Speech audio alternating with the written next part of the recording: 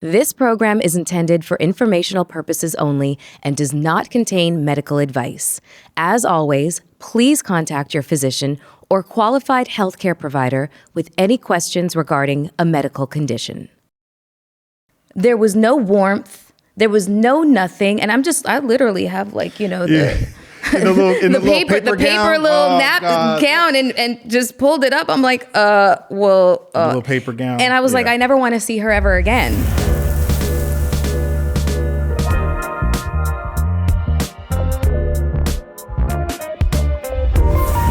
Welcome to another episode of Hot and Bothered with Melyssa Ford. I am your host, Melyssa Ford. And today's guest is going to help me answer some hard-pressing questions that I have had and that some of my friends have expressed to me. Recently, I went to visit a brand new OBGYN and I had to get a regular physical and pap smear, and I specifically chose to find a Black woman as the gynecologist because I felt like, we would have an automatic kind of symbiotic exchange with one another. And that was not what happened. It was probably one of the worst experiences that I've ever had dealing with a medical health professional. And it left me asking several questions as to why that might have been. What was the purpose of, how sterile and perfunctory that she came off. I want to ask him about that, and I also want to ask about the economic disparities that Black women and Black families face when it comes to the medical industry. I want to talk a little bit about medical racism, that term, its origin point, and whether or not it's still something that Black people face whenever they find themselves needing medical intervention. That and a host of so much more. So please help me in welcoming Dr. Babalola Olufemi Jinadu. So I'm sitting with my guest today, who our initial conversation turned into a marathon convo on the phone. It was instant synergy, interests aligned. I was so excited after I got off the phone with you, just simply because of your excitement at the topics of conversation that I wanted to have. Ladies and gentlemen, I am sitting with board-certified physician and OBGYN of over 10 years, Babalola Olufemi Jinadu. I'm going to call him Dr. J, okay, because that is a mouthful. But Dr. J, thank you so much for joining me today. Thank you for having me. I'm excited to be here. I think it's always fascinating to discover how people end up where they did, and obstetrics and gynecology is a very specific field of medicine to get into. And for a man, most people end up, primarily think that this would be a job that a woman would naturally gravitate towards. We all have the same parts. She might have a better understanding of such, which we will get into a little bit later on because that is factually incorrect. So thank you for that question. And I think that's important because it plays a lot into many other people's journey into medicine. So I am a second generation OBGYN. So your father was... My mother. Your mother, okay. My mother's an OBGYN, although my father's a physician as well. My mother's an OBGYN. So getting into medical school, and I'll start there, essentially was a it was a difficult proposition, or it was a difficult journey for me, only because I needed to learn things about life before I ended up in med school. So, and I like being transparent about this. I applied to med school 3 times. Wow. I applied to med school 3 times. At 21, when you graduate college and you have this pathway set out for you, or you think you have this pathway that you want to, achieve, it doesn't always go the way you want it to. That's a fact. That is lifing. Right? Yes. And hold on one second. Yeah. Daisy. She She's like, I This what? is, this is what happens when you bring your child to work. This is what happens. She starts scratching the carpet while the guest is talking. She's like, never did it before, but then all of a sudden, that's just, right? I mean, I'd just rather her just like kind of do a belly rub across the carpet, but no, she just had to go right in. Okay, she's got this. Okay, please carry on. 21, figuring life out. Yeah, and so it wasn't a foreign concept to become a physician. That's the first point. I had an example. I had multiple examples, which a lot of people do not have. That is a disparity. Mm-hmm. The second part is, or the next part is that when I applied, I wasn't ready. And I should have realized what being ready was, because the effort that I put into it, while I thought was a lot, it wasn't enough. I don't think you can know what you don't know until you know it, kind of thing. Absolutely. And so at 21 years old, you don't have the wherewithal or the life experience to know what putting effort actually means. You only have your understanding up until that moment in time. And somebody older than you can come along and say, well, this is what you got to do, blah, blah, blah. But until you have the experiential kind of... Doesn't sink in. It doesn't sink in. Mm-hmm. So, it's just the thing. And at the time, I felt like a failure because I'm like, I set out to achieve a goal and I missed it. So, what ended up happening was I applied again, didn't get in. And there was a switch in my mind that I didn't have to be a doctor to be successful. That was a part of, I think, living in New York as well, that you can do anything you want as long as you put the work in, right? It was like once I changed my mindset, everything opened up. I was getting interviews from medical schools. I had options. People were like, we would take you, no problem. And I was like, actually, I got in already. So I was able to choose the med school that I went to. And so anyway, long story short, that story is very, very close to my heart because I think there's a lot of people that need to know that you need to keep going and you need to lock in and you need to expect good things from yourself and receive those things for yourself. And so, that was my journey. It wasn't easy. And then from there, there were always other challenges, but I always refer back to that. And and here we are. I mean, a decade later, forget it. I would never even thought. Right. And it's more than a decade. That's just how long I've been practicing, you know? Okay. So I love the fact that you talk about the failures that you experienced or the bumps in the road, because most people think that when you've decided to become a doctor or a lawyer, that it's just, you go straight from, university, undergrad, you go to law school, you go to med school, and then your residency starts or you pass the bar, whatever the case. And you don't really think about the difficulties that one goes through during that time. There are lawyers who are very proficient lawyers who may have failed the bar on their first time, maybe even their second time. And when it came to applying to med school, it's not just unless there's nepotism and trust funds involved, there is the possibility that you might not get in on your first go around. So I love the fact that you tell that part of the story to show A, your level of determination, but also B, the fact that, if first you don't succeed, you try again, determination and discipline. And this is all an accumulation of character, that you're building. I appreciate that. Yeah. Did you always think OBGYN or did you have any other interests?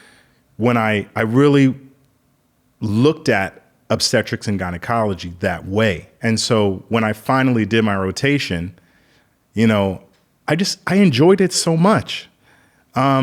Women are interested in being healthy. We Thank are. God, right? Yeah, we are.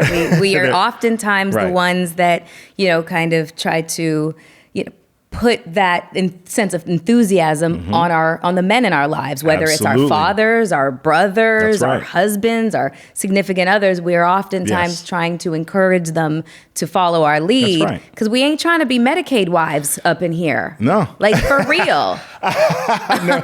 I like that. I'm going to have to use that. You can use that. Totally. Okay. So women are more thoughtful and careful. They're more into their health. Absolutely. they are the conditions that affect women. And these are not blanket statements. I'm going to say pregnancy, there's an end point, right? So my patients usually don't ever end up in a hospice situation, right? Those kinds of things, there are many things that can break your heart. Those kinds of things break my heart. So it's usually the happy place. And when I'm delivering babies, everybody's happy. They're cheering, they're high-fiving, grown men are sobbing uncontrollably, at their first child, just this week. I mean, come on. There's just, I'm in the outpatient setting in the office, making connection. I'm in the inpatient setting in the hospital, making rounds, teaching, doing things, that I love to do. I'm in the operating room. I like being able to do things that are manual in the operating room. There's just so many different aspects to it. And so, once I got a taste of that in medical school, I was like, okay. And then, personally, with the conversations that my mom and I would have now became even deeper. Whereas I understood before. From a conceptual level, now you understand from an experiential level. Right. So that's interesting that you mentioned your mom and the role that she plays in your life, because I was going to ask if you were always aware of the racial economic disparities of the healthcare system as it relates to Black women and Black families. I mean, is this one of the conversations that you and your mother would have where she tried to prepare you? Did you have a personal experience with an understanding of this notion? I think I didn't really truly understand until I was practicing. Until I was in medical school. And I could see it from the perspective of somebody that was learning to practice. And so, give an example of what you learned. So for example, patients that say miss their prenatal visits, right? Sometimes you would think, oh, you just didn't care about coming to your prenatal visit. And it's like, no. Did you have transportation? Maybe you don't have bus fare. Maybe you couldn't find a practitioner in your area, and so you're coming from a far distance. And so you need to have a certain amount of, bus fare or whatever, or gas in your car. Just simple things that you probably would take for granted. And that's just one example, transportation. There are healthcare deserts out there, and so you have to really look at things from a global perspective. And that's a part of the conversation of disparity, access. Is any of that covered in your training? Not formally. A lot of that. Informally, what does that look like? Does that just look like, I don't know, an elder just having conversation with you over coffee, and absolutely. This comes up in conversation, and it gives you a little bit more of a bird's eye view as to something that you just never would have considered, like what you learned, like this as simple as transportation or healthcare deserts. Right. In medical school, it's not a formal course. It's more about experience. It's about being in the hospitals and learning what your patients are going through your encounters, and just really learning how to practice medicine from an empathetic and understanding perspective. But there's no formal, course, here's what your patients are going through, which is, in my view, very important being a Black physician. Yeah. Because when I sit in front of a patient, I see things differently than, say, a colleague of mine that's not Black and in a patient that is Black. Does that make sense? Yes. So I want to so when I look at them and they're like, oh, man, I remember I had a patient who told me that she's a walker, young lady, used a walker.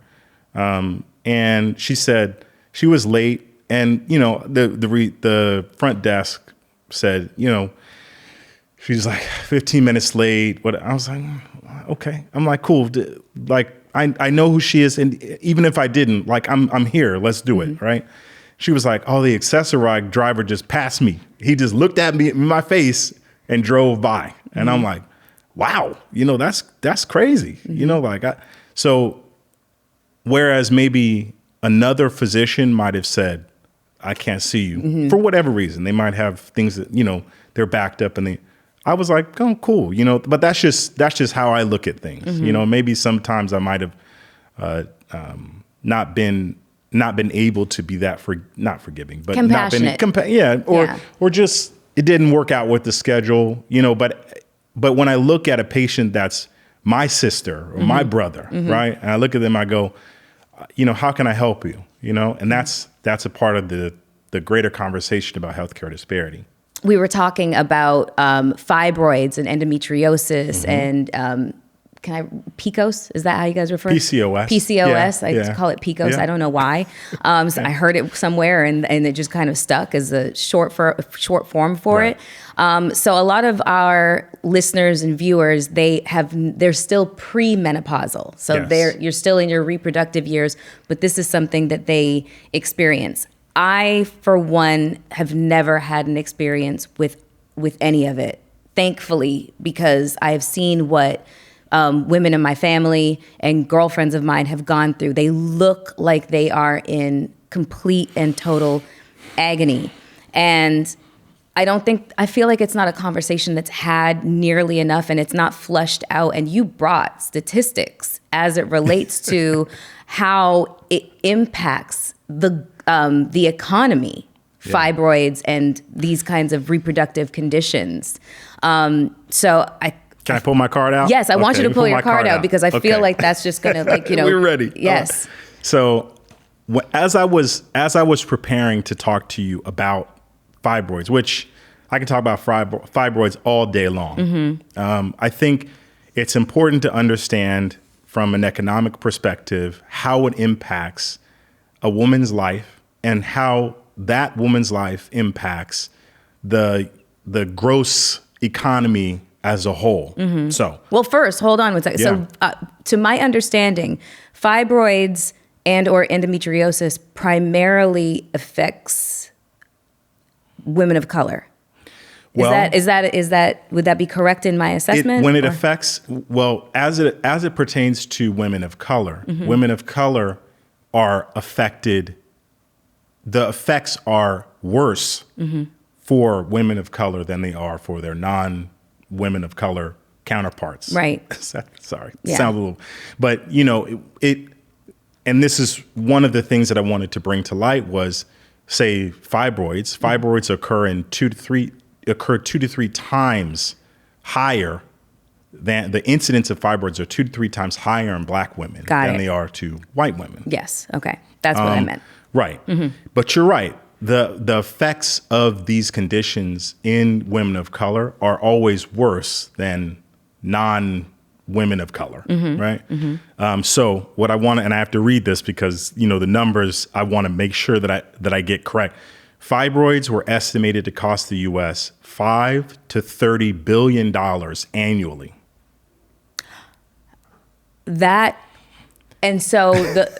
Wow. It's a lot of money. That's a lot of money. So that's related to absenteeism at work. That's a lot of things. So for instance, direct costs like surgery or hospital admissions, $4 to $9 billion annually.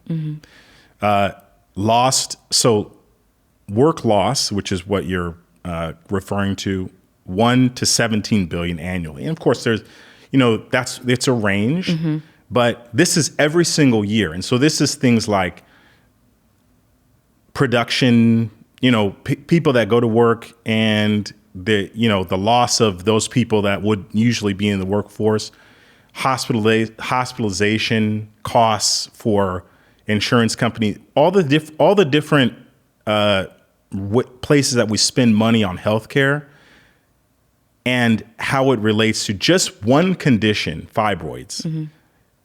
I mean, that's $30 billion. That's an enormous amount of money. That's a lot of money. Yeah.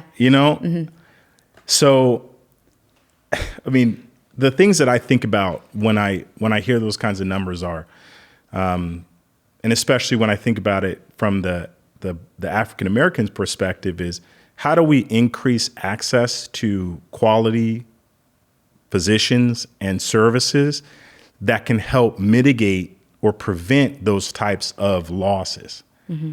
And that comes from, again, this is the disparity question. Research shows that when you have a physician in your same racial connection or the same race as you, health outcomes are better, And so as a Black person, I'm like, again, there are certain unspoken things that I can relate to that maybe my non-Black counterparts might miss, not because they're ill-intentioned, but because it's just, there's an unspoken thing, that I have, and maybe the way I might say something, or maybe the patient's understanding of what I'm saying is different because of they're looking at me as their sister or their brother, So, again, that's one part of the disparity question that I always think about that maybe people don't realize. What are the current treatment options for fibroids for women? I've heard so many horror stories about, my girlfriends going to doctors, or just women that I've read about just going to doctors and surgeons literally just wanting to give them a partial or full hysterectomy. Why? I mean, I understand that everything looks like a nail to a hammer. Right. Surgeons like to cut. Right. That is their jam. And right. So they're always going to think about that as being the primary option. That is wild to me, to give a woman literally that as her first and maybe only option of, I got to take your scoop you out, okay. Without the consideration of how that would impact her life, especially if she is in her childbearing years, right. Removing all option and choice from her. To me, that's a little insidious. So, what are the current options for women who have fibroids? Because also, it seems like even when they are removed, it seems like they come back a lot, And I don't really have my own personal understanding of it. So, what are some of the current treatment options, and how available are they to just, the average woman? That's a great question. So I always like to explain to patients that the way we think about treating anything is we do least invasive to most invasive. I think I can't speak for my colleagues or any doctor who goes straight to surgery. But what I say is you start with medication, and then you end in surgery. And it's important for patients to be given that whole gamut of information as opposed to just kind of sequestering it off and saying, this is what we think you need right now, right? You do that at the end, right? But you give the patient the information, and that's the important part. So you can, and what you should understand about fibroids is that fibroids are but for the most part, benign growths or neoplasms, right? I'll use that word, which means cancer, not cancer, but just cells that are not normally functioning, growths in the uterus. But most of the time, they're benign, meaning non-cancerous. And those cells respond to things like estrogen and progesterone. So the first place that you start is by giving medication that helps with kind of keeping those hormones in check. So things like birth control pills. And don't think about birth control pills not as birth control pills, but as hormonal control, because birth control pills are essentially estrogen and progesterone, or progesterone only. There are some formulations that are made in very specific amounts per pill. The next thing would be things like an IUD, intrauterine device, that elutes hormone and keeps the hormonal balance in the uterus in a certain way to help mitigate the growth of fibroids. And then you would need to move. Then you move on to minimally invasive procedures, things like hysteroscopy. So where you take a camera and you look into the uterus and you can remove fibroids that way without doing an incision on the abdomen, right? Then you would move on to things like ablation. Yeah. Well, ablation is different. Ablation is for bleeding that can be related to fibroids, but it's more to kind of, cauterize or burn the inside of the uterus. That sounds crazy, doesn't it? It does. Yeah, it sounds horrific. But we warm the fluid up to a point where it's going where it creates a scar so that the bleeding does not occur. There is a re-emergence rate of bleeding after that procedure, though. But so at times it can be a little bit of like a stopgap measure, but it's not curative, right? Then you can block the blood supply to the uterus to certain specific vessels. We call that uterine artery. Not ablation. Now you got me thinking about ablation. No, it's okay. Uterine artery embolization, meaning you put some sterile media into the vessels that go to the uterus, and so those fibroids and then you move on to minimally like laparoscopic treatment for fibroids. You can do, and then you end up at hysterectomy. So there are many. What I'm trying to illustrate is there are many steps from having fibroids to hysterectomy that you can go through, and you need to tailor those to your patient. Myomectomy is one type of procedure, but it's not for everybody. This kind of leads me into the next question, and we were discussing this both in our initial conversation and then when you first came in, about the perception of Black women or women of color's tolerance for pain. And I've seen just so many articles and peer reviews and read in books and that sort of thing, that there is this wild notion that Black women specifically, but Black people in general, have a higher threshold for pain or don't feel it in the same way that their white counterparts do. And one of my favorite words to use, it is a particularly insidious stigmatization of Black people and how we experience pain.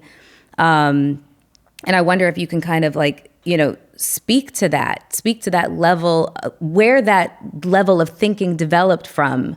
And is it still the current, method of thinking when it comes to, your counterparts? And I'm speaking about your white counterparts. Does this even come up in conversation? Let me start by saying, let's call that what it is. It's medical racism. And for my colleagues, no. We talk about it with an education tone in understanding that and kind of giving truth to that so that people don't think that it's like a myth that people thought that way. Me personally, I have never seen that in my daily practice because I would have been called it out, come on. But I can understand, and I know that historically that has been a thing. Now, I'm thinking, when I say historically, I'm thinking long ago, but long as in 60 years ago or 200 long years? as in, I'm not saying that it doesn't happen. I'm saying I haven't seen that in my recent practice. I mean, I'm only 10 years deep, right? Other people are 30 years deep. I'd talk to doctors that were practicing in there to say, what was your understanding at that point? There is so much data that has just really debunked that. And like I said, called it what it is, medical racism, and that should not be like that word, that phrase should not be like nails on the chalkboard to anybody at this point. It is what it is. Medical racism occurs. And that is what people need to understand when they're practicing. So my colleagues, when they're practicing medicine, you have to understand that you have biases. And you need to embrace and understand and accept the fact that you have biases. I know I have biases. They are not intentional, but they are things that from growing up and living a life, you create certain narratives in your mind based on, your influences. But understanding that and looking at somebody and saying, I'm not going to allow those biases to reflect my care. My care is going to be stellar. It's going to be inclusive. It's going to be empathetic, compassionate. It's going to be these things. And when I know that I don't understand something, I'm going to tell my patient, I don't understand. Please help me understand so that I can connect with you better. How many of your patients would you say have come to you frustrated from other interactions, Lots. interactions that they've had with other medical professionals, either disregarding their concerns or their questions or their attempts to advocate for self? How many of your current patients have come to you and expressed that they've had these kinds of experiences? It happens all the time. It happens all the time. Most of the time it's because, and we doctors can be a little sterile. And sometimes. Right, yeah. I mean, we're not always the best listeners, which would feel counterintuitive because, right? Yeah. Right. So I see in your face that you've been in that situation. Oh yeah. Yeah. I mean, not to cut you, but it's pertinent to what we're talking about. Yeah. I remember, I was living in LA for about 9 years. I loved my whole setup. I loved my OBGYN. Gynecologist, okay? Since I don't need the OB part. We're still both. Don't worry. He was great. It was a white man. I loved him. He had such a good rating too on Yelp, and it was deserved. And my PCP was this beautiful Black woman named Dr. Noelle Reed. And so when I came back to the East Coast, I had to start the whole thing all over again and find a new PCP and find a new OBGYN, et cetera, et cetera. And so this time I was like, I specifically want a Black woman as my OBGYN. That was what I went looking for. Okay. And I found one. And it was with NYU Langone. Awesome. That is top tier. Right. It was the worst interaction that I've had with a medical professional ever. Wow. She was sterile's not the word for her. She was so perfunctory. She didn't even make eye contact with me. It was like she was reading mandates from a chart, which possibly is what she was doing. But I mean, there was no warmth. There was no nothing. And I literally have the paper gown and just pulled it up. I'm like, little paper gown. And I was like, I never want to see her ever again. So I told my PCP, I was like, she was mean to me. Find me somebody else. Right. But by and large, my best interactions with OBGYNs have been when I've had male ones. And so I wondered if if this was just kind of an isolated incident. So I spoke to several of my girlfriends. All of them said the exact same thing, that they had some of their worst interactions with a medical professional in the gynecologist's office when it was a woman, and that they sought out women because they felt like there would be a natural symbiotic kind of relationship between the two. And no, that was not what we found. I mean, have any of your patients said this to you? And do you have an idea as to why this is a thing? So, okay. So I'm very comfortable being usually the only male on labor and delivery other than the fathers, So I realize that I'm in a woman's world in that regard. And to be honest, I enjoy it. Right. Not for the reasons that maybe some guys might think get your minds out the gutter. Right. Okay. Right. Just get your minds out the gutter. I enjoy it because I'm in boardrooms with, boardrooms for nonprofit meetings, right. Or in the right. But specifically in the hospital. And I'm hearing women advocating for a profession that deals with their gender specifically. Right. And so I think to come back to your point, to your question, I think that I have heard that right? Usually it's from my friends, right? And they're telling me like they realize that Women I'm an friends? OBGYN, my women friends. Okay. And they're like, oh, I love my male OBGYN. I went to a female, but I don't think that it's the reasons I've heard is sometimes they felt brushed off. Sometimes they felt like there was a little too much like, oh, I know what you're going through. And they didn't really sit there and listen to that person. But I don't think that is gender specific. I think that's the person and the interaction that they had, as opposed to it being a woman versus a man thing. Mm-hmm. Because, every week someone tells me like, I don't want to be examined by a man. But I'm like, no problem. I'm like, I want you to be comfortable. That's my goal. I want your needs to be taken care of. Mm-hmm. So I don't know. Although I have heard exactly what you're talking about, I would not say that it's just, that it's a female male thing. Mm-hmm. I think it's a personality. And I also want to give some grace to the OBGYN, right? Because I'm an OBGYN. That, we don't know what people are going through that day. Mm-hmm. Maybe she had a crazy, experience with a patient right before you.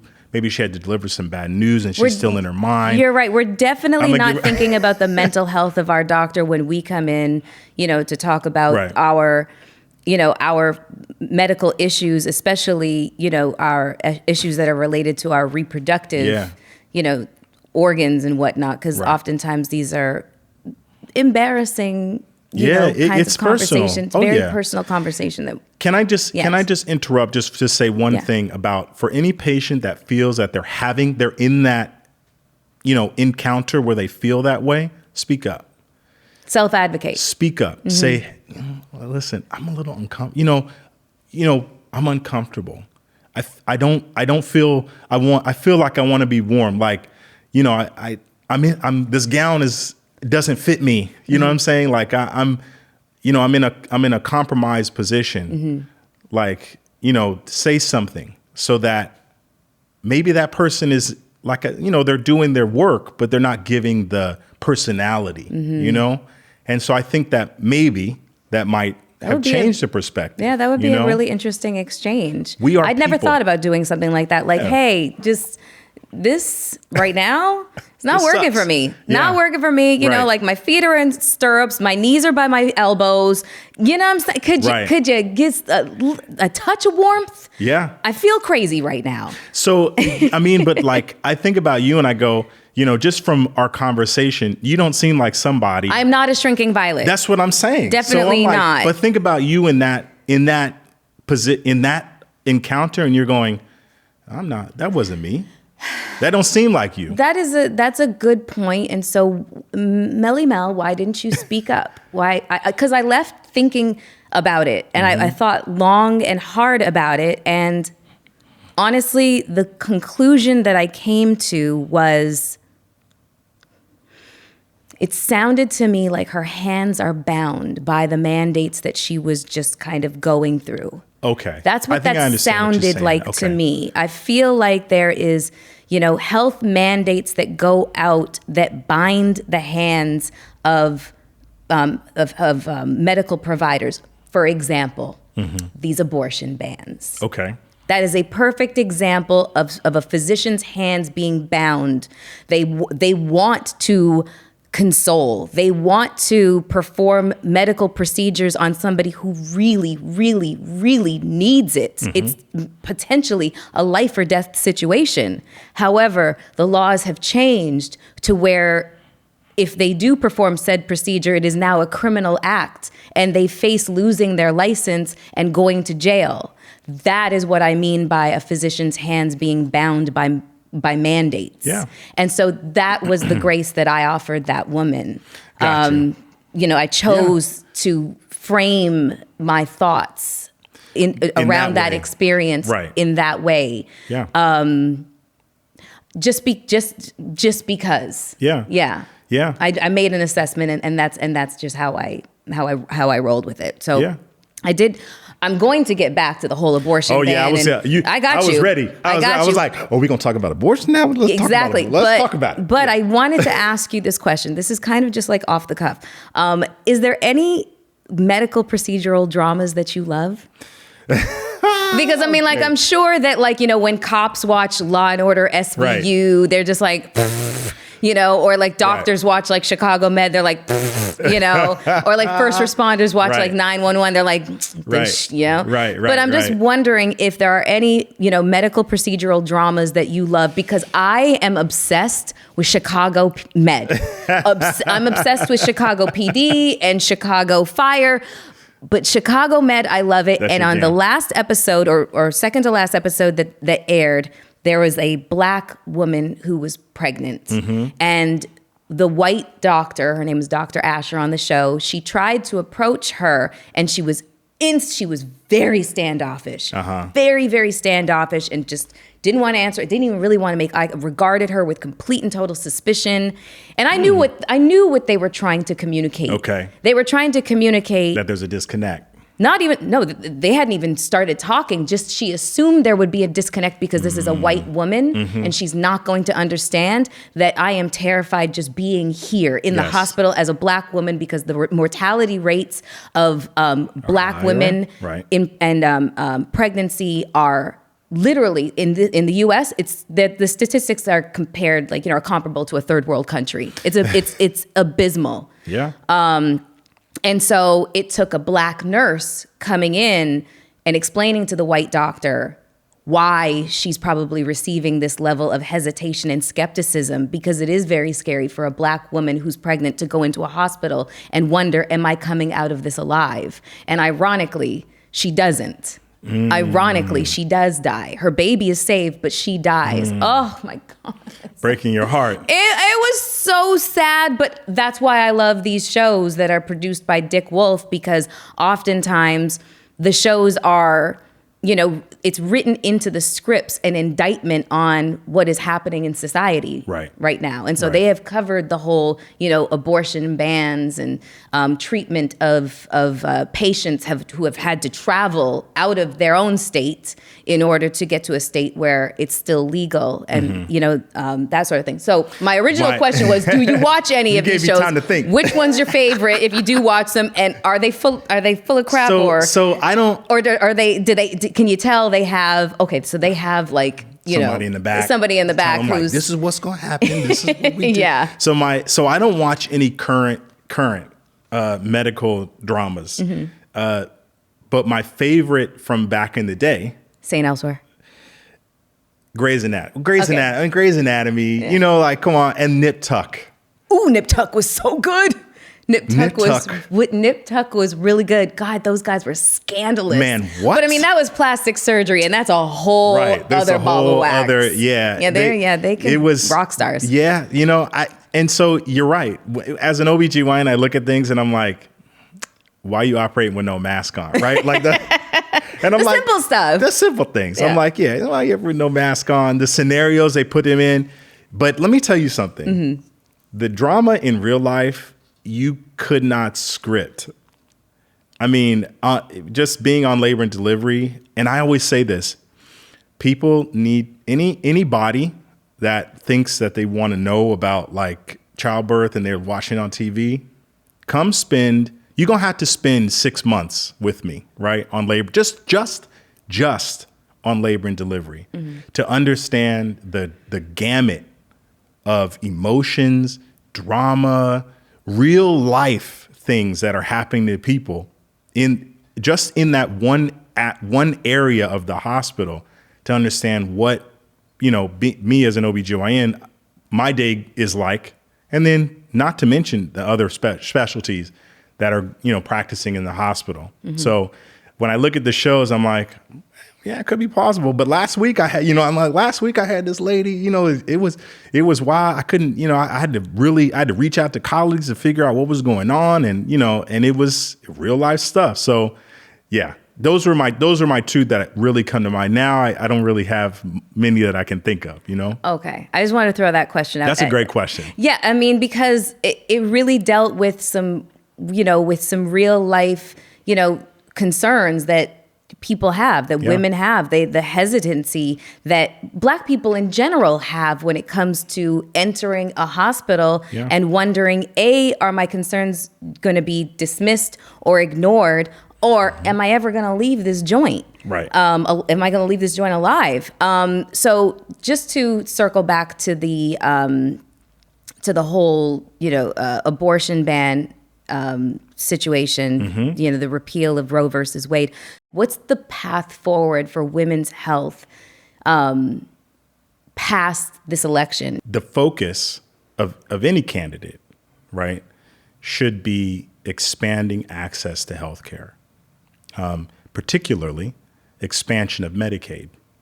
And what I mean by that is expanding in order to get Medicaid, you need to have there are eligibility requirements, one of which is income. And I don't know if you've ever spoken to anybody that may be making too much money to be eligible, making too much money not to be eligible for Medicaid, but not enough money or not in the right job, maybe freelance, right? Somebody that works for themselves that can't afford commercial health care. So you're kind of in this you're in purgatory. That's and right. Millions of people are there where they Right. can't afford health care plans, Right. but they don't meet the minimal requirements for That's Medicaid. right. And it's horrible. That's right. And so when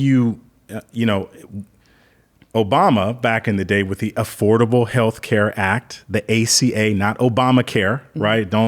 Everybody wants to say Obamacare when they don't like it. And when they like something about it, they call it by its full and proper name, right? The Affordable Health Care Act. I see that's got you hot and bothered. It does. Okay. It does. With Melyssa Ford. Okay. So when you expand eligibility or access or expand Medicaid expansion, as it's commonly known, you give people access to health care in the preventative healthcare space, which decreases overall cost or overall impact on people's health care in the long run. You want to be able to prevent the diseases, to prevent the illnesses, decrease hospitalizations, so that you don't have to increase spending later when people are on death's door, right?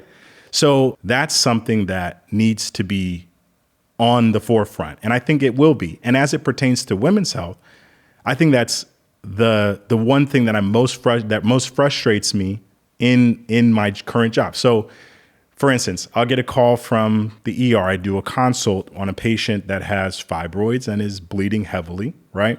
In the hospital, we will stabilize them, make sure it's not something that's life-threatening. If they're admitted, we'll get them nice and stable by the time we discharge them. But after discharge, what are we doing? Oftentimes they say, I say, do you have an OBGYN? And they say, no, I don't have an OBGYN. I just moved from North Carolina, right? Who just had a hurricane. I moved, I don't have an OBGYN up here. Let's not even talk about health insurance or whatever. And I say, okay, the right now problem we've taken care of, but we need to talk about the long term. That's where the disconnect occurs.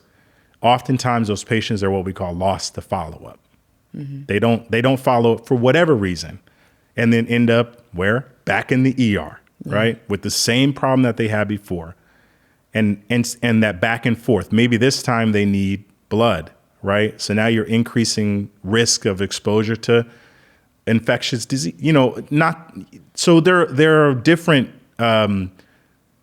disparities with just not having health insurance or not being able to be eligible for Medicaid. So you being an OBGYN, delivering babies, you see, like you said earlier, a lot of men, kind of just in the delivery room sobbing and whatnot. I just did a Twitter Spaces where I had it just, for the fellas to ask me questions and give me topic ideas and stuff like that. And one of them was, how do we as men show up better for our women? So from the perspective of an OBGYN who sees the entire, the entire pregnancy, gives birth, and then provides some aftercare, how would you answer that question? Because different doctors can answer that question in a myriad of different ways, but from your particular perspective. So for men wanting to support their partners, understanding the going to their appointment with them, something very simple. Having that listening in on the conversation with the doctor, not just thinking, oh, that's her doctor's appointment, not something that I'm invited to. Hey, talk with your wife. Maybe your wife wants to go to the doc by herself, but just educating yourself about women's health issues, right? Looking for the doctor with your partner to say, hey, let me give you a suggestion. I saw this doc. This doc has great reviews on Yelp. These are very basic things that you can do.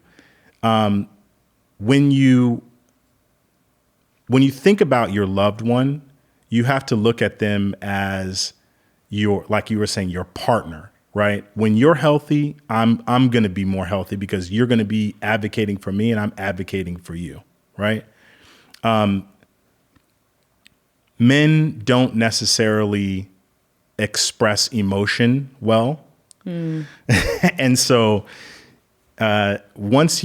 that's why, I talk a lot about the guys breaking down in the delivery room, because it's like, you can't help when you see that, when I hand that baby over to your wife and I put the baby on her chest and, and then I've now started to tell the dads, get your camera ready. Right. And I ask them if they want to cut the cord. Right.